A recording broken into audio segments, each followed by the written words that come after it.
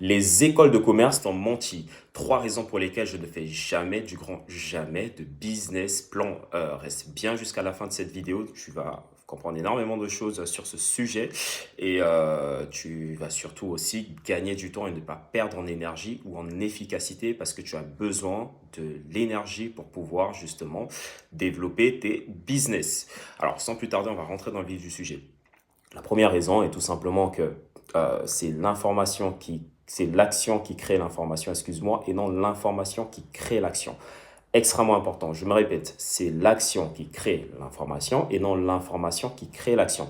Quand tu décides de t'asseoir avec tes équipes ou brainstormer autour d'un business plan, faire un business plan, ce que tu es en train de faire, tu es tout simplement en train de perdre ton temps parce que tu ne peux tout simplement pas prédire l'avenir. Donc, tout ce que tu es en train d'écrire ne sert strictement à rien.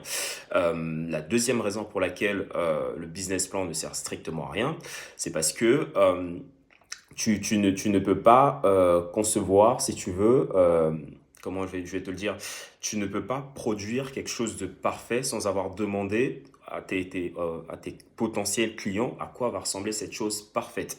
En d'autres termes, aucune personne, hein, aussi intéressant soit-il, a la capacité de prédire l'intégralité d'un processus, ce que le client va aimer, comment il va aimer, combien il va l'accepter, en combien de prix, à combien il va accepter de le payer, etc., etc., etc. Ce n'est tout simplement pas possible.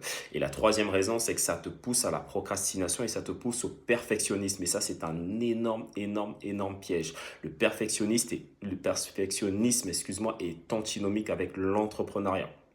A contrario, quelle méthode, tu peux me demander quelle méthode j'utilise moi? Et ben, j'utilise ce qu'on appelle la méthode Lean Startup, qui est tout simplement la méthode euh, la plus, euh, la plus logique, hein, en fin de compte, c'est tout simplement la méthode de progression itérative. C'est-à-dire qu'en fait, je n'ai pas la prétention de pouvoir prédire l'avenir, je n'ai pas la prétention d'être assez intelligent pour pouvoir deviner ce que les gens veulent et surtout combien ils sont prêts à payer pour cela.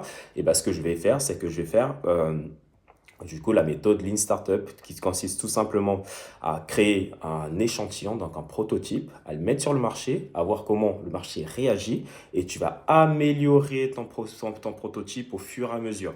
C'est ce qu'on appelle le processus itératif, c'est-à-dire que c'est le client qui crée ton produit et non toi qui as la prétention de créer un produit pour donner au client. Donc, en fonction du feedback du client, tu vas améliorer ton produit jusqu'à avoir un produit final. Et pour cela, tu dois d'abord avoir un échantillon. C'est ce qu'on appelle un MVP. Et cette stratégie est 1000 fois plus efficace. Like, partage, abonne-toi, puis surtout écris-moi. Merci à toi.